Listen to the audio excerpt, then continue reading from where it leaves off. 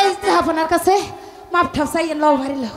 এ দাদি হনো শোনো দাদি, আমি আর তোমার কোনো কথা শুনুম না।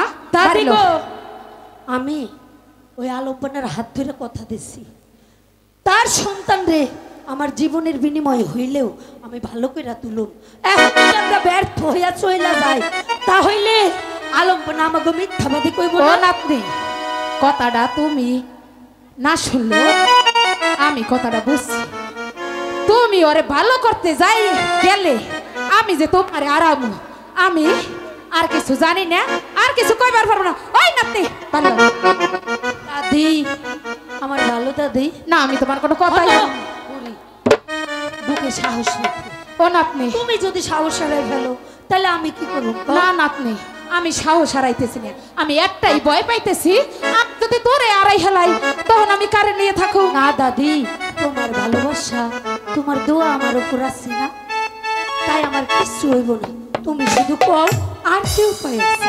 নাতনি আর একখান উপায় আছে, ওই মরণ বিন বাজনা, বিনের সুরে যদি ওই কাল নাগিনী আইসে এই বিষ তুইলে না নে তাহলে তোর গলায় রক্ত উইটে তুই মারা যাবি।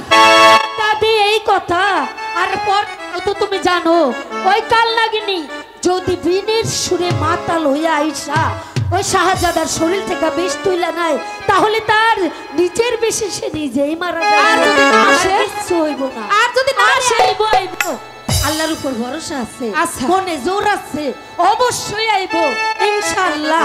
ঠিক আছে, তুই যখন এত করে কইছস ও নাতনি, আল্লাহর নাম লইয়ে এই মরণ বিন্দে বাজাইস নাতনি, তোরে আড়াই ফেলাইলে আমি বাঁচুম না নাতনি।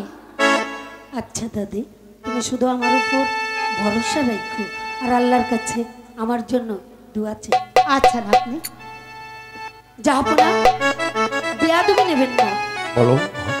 আপনারা এই মুহূর্তে অন্দরমহলে চলে যান আর আপনার সন্তানের আয়ু কামনার জন্য আল্লাহর কাছে 2 রাকাত নফল নামাজ পড়ুন, যাতে আপনার সন্তানকে আমরা ভালো। ঠিক আছে মা, ঠিক আছে বেগম, চলো এই মুহূর্তে দুজনে যায় নামাজে বসে নফল নামাজ পড়ে মেহেরবান খোদার কাছে প্রার্থনা করি, প্রার্থনা করি।